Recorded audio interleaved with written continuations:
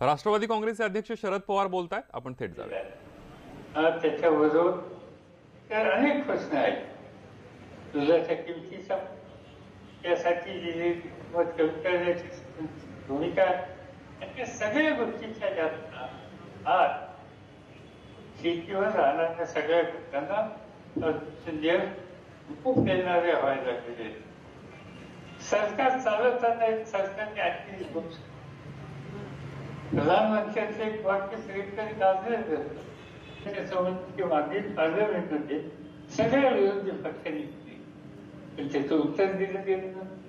ठीक आहे, चौकशीला होते उत्तर दिलं, पण चौकशीचे मागणी मान्य केली नाही. मला आठवत आहे की राजीव गांधी प्रधानमंत्री असताना उपरची चौकशी करावी. त्या फेल केलेल्या योजनांची माहिती या निवडणुकीच्या निमित्तानं आपल्याला मिळेल.